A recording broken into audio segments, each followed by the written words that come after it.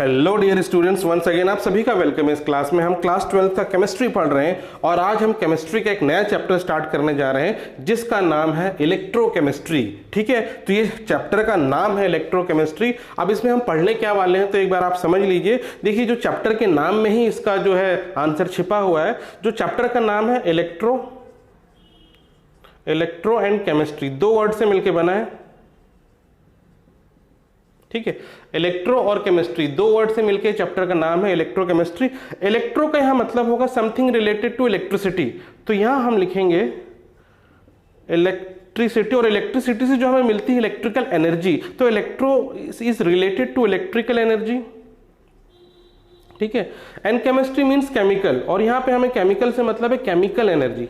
ठीक है, तो केमिस्ट्री का मतलब हो गया केमिकल एनर्जी यहां पे। ठीक है, तो इस चैप्टर में जो हम पढ़ने वाले हैं relationship between the electrical energy and the chemical energy, इनके बीच क्या रिलेशन है and how they can be interchange, तो इस चैप्टर में हम इसी बात पे फोकस करेंगे। तो इसी से अगर हम इसका अगर डेफिनेशन लिखेंगे, इसी का अगर हम डेफिनेशन लिखें इलेक्ट्रोकेमिस्ट्री का मतलब क्या हुआ, तो इसको इस तरीके से देखिए हम डिफाइन कर सकते हैं। Electrochemistry is the branch of chemistry that deals with the relationship between electrical energy and chemical energy taking place in a redox reaction. तो यहां हमें रेडॉक्स रिएक्शन की भी स्टडी करनी है, जो आप पिछले साल यानी 11th क्लास में पढ़ चुके हैं। वो भी यहां पे आपको फिर से आपको बहुत सारी चीजें जो पिछले साल पढ़ चुके हैं वो भी आएंगी। तो जो रेडॉक्स रिएक्शन होता है उसमें रिडक्शन एंड ऑक्सीडेशन होता है, और उसमें जो भी है केमिकल जो कन्वर्जन होते हैं उससे जो एनर्जी प्रोड्यूस होती है, जो केमिकल एनर्जी, उसको हम इलेक्ट्रिकल एनर्जी से रिलेट कर सकते हैं या कन्वर्ट कर सकते हैं, और केमिकल एनर्जी से हम इलेक्ट्रिकल एनर्जी से हम केमिकल जो चेंजेस या रिएक्शंस कर सकते हैं। तो उसी को हमें यहां पढ़ना है। पिछले साल हालांकि हम पढ़ चुके हैं रेडॉक्स रिएक्शन, तो यहां पे भी वही हम करना है। तो रेडॉक्स रिएक्शन में देखिए दो रिएक्शन एक साथ होते हैं, एक तो होता है रिडक्शन। ठीक है, एक तो होता है रिडक्शन। अब रिडक्शन का मतलब क्या है आपने पहले भी पढ़ चुका है। रिडक्शन का मतलब होता है लॉस ऑफ ऑक्सीजन या गेन ऑफ हाइड्रोजन। लेकिन यहां इस चैप्टर में जब हम रिडक्शन की बात करेंगे तो रिडक्शन की बात होगी, रिडक्शन का जो मतलब होगा सिंपली गेन ऑफ इलेक्ट्रॉन। ठीक है, यहां पे जो रिडक्शन का मतलब होगा वो होगा गेन ऑफ इलेक्ट्रॉन, यानी इलेक्ट्रॉन अगर किसी ने गेन किया है तो उसका रिडक्शन हो जाएगा। और दूसरा है ऑक्सीडेशन। तो यहां पे इस चैप्टर में जब भी हम ऑक्सीडेशन की बात करेंगे तो ऑक्सीडेशन का मतलब होगा लॉस ऑफ इलेक्ट्रॉन।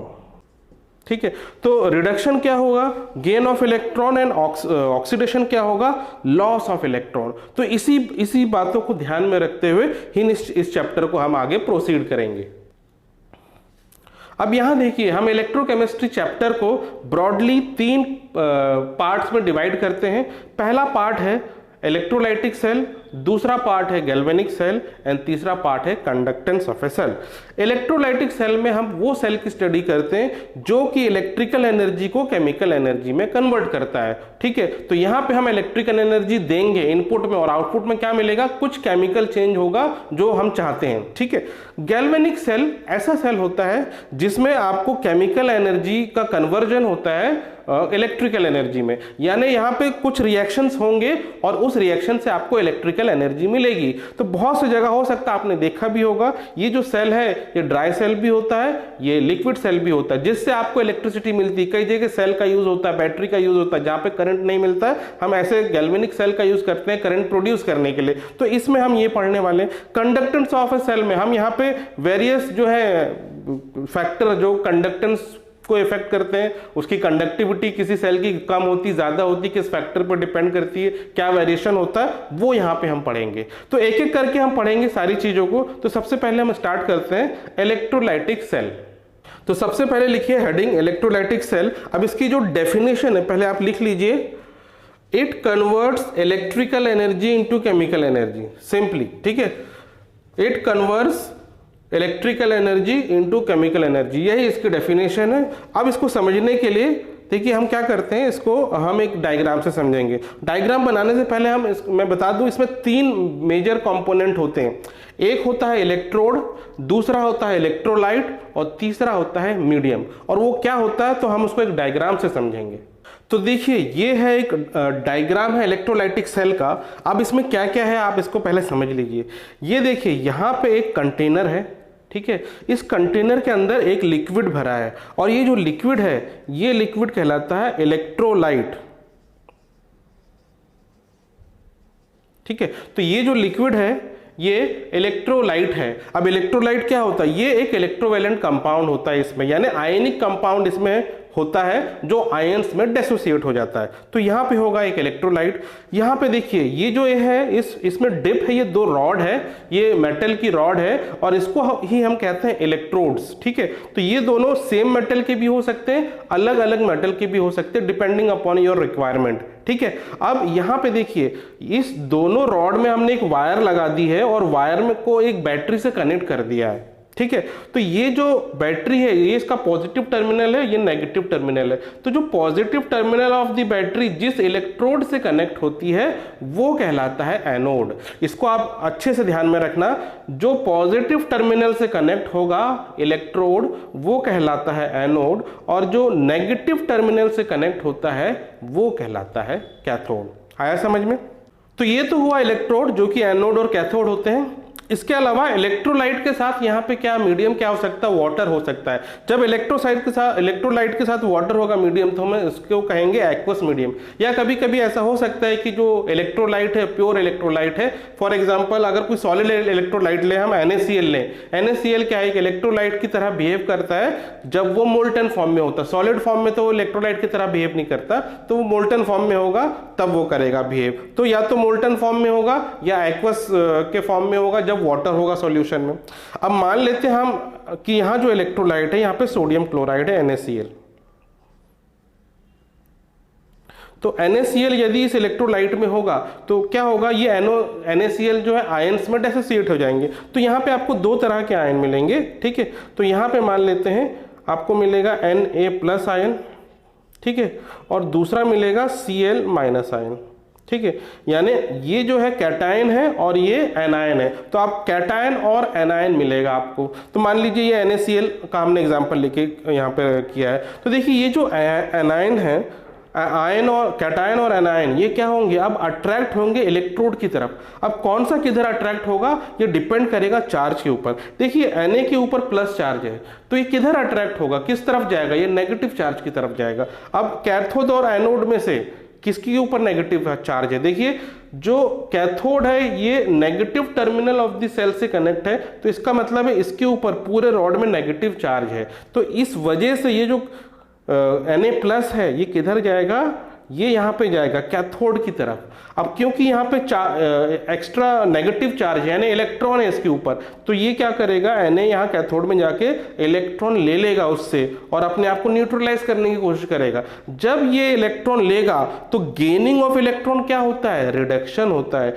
तो ये Na+ का कैथोड में जाके रिडक्शन हो जाएगा और Na+ क्या होगा, इस कैथोड की रॉड में चिपक जाएगा, डिपॉजिट हो जाएगा। आई बात समझ में? अब यहाँ क्लोरीन का क्या होगा, देखिए क्लोराइड आयन है, ये नेगेटिव चार्ज है तो ये पॉजिटिव एनोड की तरफ अट्रैक्ट होगा। एनोड यहाँ पे देखिए पॉजिटिव टर्मिनल से कनेक्ट है, इसलिए पूरे में इसमें पॉजिटिव चार्ज है, इसलिए इधर अट्रैक्ट होगा, ठीक है। तो क्लोराइड आयन एक जाएगा, एक से केवल नहीं काम बनेगा क्योंकि यहाँ तो केवल एक ही आयन नहीं बहुत सारे आयन है, तो 2 क्लोराइड आयन यहाँ जाके अपना इलेक्ट्रॉन इसको दे देंगे और 2 क्लोराइड आयन आपस में मिलके क्या बन जाएंगे, क्लोरीन गैस बन जाएंगे और यहाँ पे एनोड से क्लोरीन गैस के फॉर्म में बाहर निकल जाएंगे, ठीक है। तो इस तरह से यहाँ रिएक्शन होगा। तो ये समझ में आया क्या हो रहा है यहाँ पे। तो अब यहाँ से आपको कुछ कंक्लूजन ड्रॉ करना है, इसको आप अच्छे से नोट कर लीजिए। अगर इसको आपको समझने में दिक्कत हुई अभी तो आगे भी दिक्कत जाएगी। तो सबसे पहली बात हम क्या देख रहे हैं यहाँ पे, ये जो है Na+ कहाँ जाएगा, ये कैथोड के पास जाएगा। ये Na+ कौन सा आयन है, ये कैटायन है। तो इससे कंक्लूजन क्या निकला, कैटायन गोज टू कैथोड। इसको अच्छे से लिख लीजिए अपनी कॉपी में, नोटबुक में, cation always goes to cathode. Cation जो है कैथोड के पास जाएगा, ठीक है, वहां पे अट्रैक्ट होगा। दूसरा क्लोराइड नेगेटिव चार्ज है, ये क्या है, ये एनायन है, तो एनायन किधर जा रहा है, एनोड के पास, तो जब भी सॉल्यूशन में एनायन होगा it will go to the anode. तो आप इसको दो स्टेटमेंट तो अच्छे से लिख लीजिए, anion goes to anode and cation goes to cathode. ठीक है, ये समझ में आया।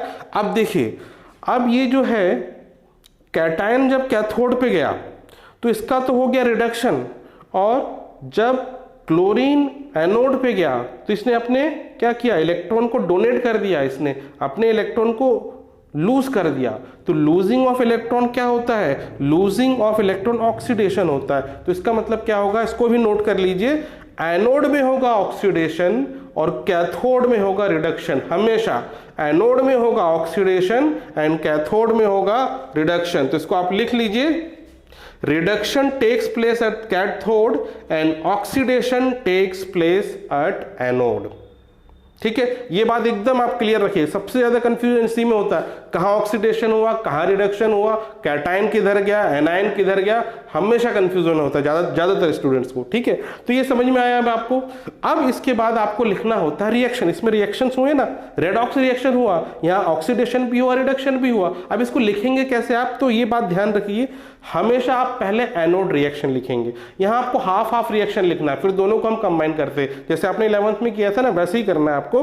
तो यहाँ पे देखिए एट एनोड, आपको पहले एनोड रिएक्शन लिखना है। एनोड पे क्या हो रहा है, देखिए एनोड ये है, एनोड पे क्या होगा, एनोड पे क्लोरीन जाएगा। तो यहाँ पे एक क्लोरीन नहीं जाएगा, ठीक है, दो क्लोरीन जाएगा, 2Cl minus ion will go and they will lose electron. इनसे एक से एक इलेक्ट्रॉन निकलेगा, दो से दो इलेक्ट्रॉन निकल जाएगा। तो यहाँ प्लस में मैं लिख रहा हूं 2 इलेक्ट्रॉन। ठीक है, अगर 2 इलेक्ट्रॉन निकलेगा ये क्या बन जाएगा, क्लोरीन गैस बन जाएगा, और ये गैस बन के ऊपर उड़ के निकल जाएगा।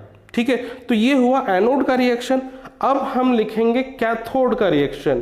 तो एट कैथोड, अब आपको लिखना है कैथोड में क्या हुआ। तो कैथोड में देखिए सोडियम कैटायन जो है वो जा रहा है, और ये क्या करेगा, यहां से इलेक्ट्रॉन ले लेगा खुद। तो यहाँ पे गेन ऑफ इलेक्ट्रॉन हो रहा है। तो यहाँ पे सोडियम गया Na+, और इसने एक इलेक्ट्रॉन ले लिया, तो ये क्या बन जाएगा, Na। ये सॉलिड फॉर्म में बन जाएगा। Na जो सोडियम का ये मेटल के फॉर्म में सॉलिड फॉर्म में कन्वर्ट होके कैथोड के चारों ओर चिपक जाएगा रॉड में। ठीक है, तो यहाँ पे ये हुआ। अब देखिए, अब आपको करना क्या है, ये दोनों इक्वेशन को ऐड करना है। जैसे आप 11th क्लास में पढ़ चुके हैं रिडक्स रिएक्शन, वही करना है। लेकिन ये दोनों को ऐड करने से पहले आपको इलेक्ट्रॉन्स को बैलेंस करना है। इधर इलेक्ट्रॉन देखिए एक है सोडियम के साथ, यहाँ क्लोरीन 2 इलेक्ट्रॉन लूज कर रहा है, तो ये अनबैलेंस है। तो बैलेंस करने के लिए हम क्या कर सकते हैं, ये वाले कैथोड वाले इक्वेशन को आप 2 से मल्टीप्लाई करेंगे, तो ये बन गया 2Na+। तो यहाँ क्या हो गया, 2Cl एंड 2Na+। तो यहाँ लिख लेते हैं हम 2Na+ and 2Cl minus ion. ठीक है, अब ये 2 इलेक्ट्रॉन जो होगा इस 2 इलेक्ट्रॉन से कैंसिल हो जाएगा, तो इसको हम नहीं लिखते हैं। अगर ये बैलेंस हो गया तो इलेक्ट्रॉन को नहीं लिखते हैं हम, वो कैंसिल हो जाते हैं। ठीक है, आप सीधे आप राइट हैंड साइड आ जाइए। राइट हैंड साइड में आपको क्या मिलेगा, 2 सोडियम एटम्स। ठीक है, ये सॉलिड फॉर्म में मिलेगा, 2 सोडियम, साथ ही साथ आपको क्लोरीन गैस, ये गैसियस फॉर्म में मिलेगा आपको Cl2। ठीक है, तो ये बना कंप्लीट इक्वेशन। ठीक है, अब देखिए 2 Na+ है और 2 Cl- है, इनको अगर जोड़ दें तो क्या बनेगा, सिंपली 2 NaCl बन गया ना। तो यहाँ अगर इस रिएक्शन को, ये पूरा रेडॉक्स रिएक्शन को हम लिखेंगे तो 2 NaCl will be equal to will gives 2Na and Cl2, ये गैसियस फॉर्म। ठीक है, तो समझ में आया। यानी कुल मिला के रिएक्शन इसमें क्या हो रहा है, जो हमने इलेक्ट्रोलाइट डाला है यानी NaCl डाला है, वो कन्वर्ट किस में हो जा रहा है, उसमें से क्लोरीन गैस निकल जा रही है और सोडियम मेटल आपको कैथोड पे डिपॉजिट होके मिलेगा।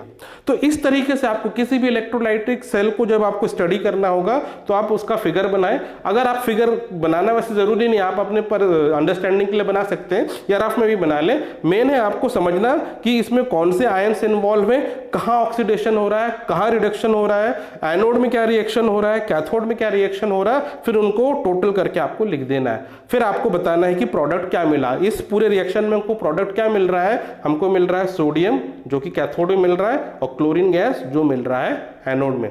समझ में आया? तो ये है इलेक्ट्रोलाइटिक सेल। तो ये तो हमने इक्वेशन लिख दी।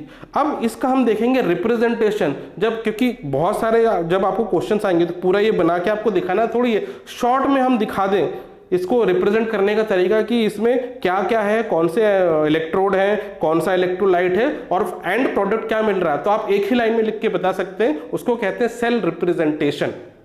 तो ये देखिए, ये है सेल रिप्रेजेंटेशन का तरीका। यहां पे देखिए, आपको इस तरीके से आपको किसी भी सेल को रिप्रेजेंट करना है। पहले आप लिखते हैं एनोड। एनोड का मतलब एनोड किस मटेरियल का बना है, किस मेटल का बना है। फिर एनोड प्रोडक्ट, यानी एनोड में क्या आपको आउटपुट मिला, प्रोडक्ट क्या मिला। फिर बीच में एक आपको एक स्ट्रेट लाइन खींचनी है और यहाँ बीच में लिखना इलेक्ट्रोलाइट क्या यूज हुआ इस सेल में। फिर मीडियम लिखते हैं, मीडियम ये एक्वस या मोल्टन है। फिर कंसंट्रेशन, अगर इलेक्ट्रोलाइट का कंसंट्रेशन दिया है तो लिख देंगे, जैसे 1 मोलार कंसंट्रेशन या 2 मोलार कंसंट्रेशन, कुछ भी मोलारिटी में एक्चुअली होता है जनरली कंसंट्रेशन। यहाँ पे आए, फिर इसके इस तरफ देखते हैं, यहाँ लिखते हैं हम कैथोड प्रोडक्ट। कैथोड में जो प्रोडक्ट बन रहा है यहाँ पे आप लिखेंगे। फिर उसके बाद कैथोड। कैथोड यहाँ का मतलब है कैथोड किस मेटल का बना है। तो यदि हम यही वाला एग्जांपल लें, अगर हम मान लें कि ये जो एनोड है और ये कैथोड है, दोनों एक ही मटेरियल से बना है, मान लीजिए प्लैटिनम से बना है, इसको हम Pt से रिप्रेजेंट कर रहे हैं, ये प्लैटिनम, दोनों ही प्लैटिनम का मटेरियल है। तो यदि इसका रिप्रेजेंटेशन हम इस फॉर्मेट में करेंगे तो सबसे पहले आप लिखेंगे एनोड। तो एनोड में क्या लिखेंगे, एनोड हो गया Pt, Pt मतलब प्लैटिनम। फिर इसके बाद लिखेंगे इस इलेक्ट्रोलाइटिक सेल का एनोड प्रोडक्ट क्या है। तो यहाँ पे एनोड में क्या आ रहा है, क्लोरीन आ रहा है और क्लोरीन से क्या बनेगा, क्लोरीन गैस बन रहा है। तो यहाँ पे एनोड प्रोडक्ट में क्या लिखेंगे, Cl2 यानी क्लोरीन गैस। ठीक है, समझ में आया। फिर एक लाइन खींच दीजिए। अब यहाँ पे लिखेंगे इलेक्ट्रोलाइट। इलेक्ट्रोलाइट यहाँ पे क्या यूज हुआ है, ये हुआ NaCl। ठीक है, अब मीडियम, मीडियम कैसा है, यदि यहाँ पे वाटर भी है तो आप हम लिख देंगे एक्वस, लेकिन हमने वाटर यूज नहीं किया, यहाँ पे केवल NaCl है, वो मोल्टन स्टेट में, तो साइड में लिख देंगे मोल्टन।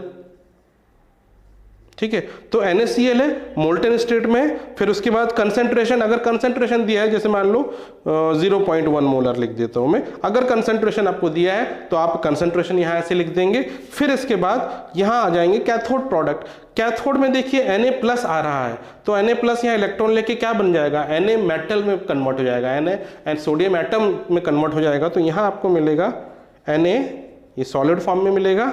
फिर कॉमा कैथोड, कैथोड भी हमारा प्लेटिनम का बना है, तो यहाँ Pt लिख देंगे साथ में। तो देखिए, इसमें आपको पूरा इंफॉर्मेशन मिल जाता है कि हमारे पास 2 इलेक्ट्रोड है, दोनों ही प्लेटिनम के बने हुए हैं, और साथ ही साथ एनोड में जो मिल रहा है क्लोरीन गैस मिल रहा है, कैथोड में मिल रहा है सोडियम मेटल मिल रहा है। इलेक्ट्रोलाइट हमने यूज किया है NaCl जो कि मोल्टन फॉर्म में है और इसका कंसंट्रेशन है 0.1 मोलर। तो अब मेरे ख्याल से आपको समझ में आ गया होगा इलेक्ट्रोलाइटिक सेल क्या होगा, क्या होता है। तो इसी को हम फर्दर कंटिन्यू करेंगे, बट आज की क्लास में नहीं, नेक्स्ट क्लास में। तो यहां तक का कम से कम आप पढ़ लीजिए, बुक से रिवाइज कर लीजिए, और अगर कोई डाउट है तो मुझे कमेंट में लिख के बता सकते हैं। So that's all for today's class. Take care of yourself and have a nice day.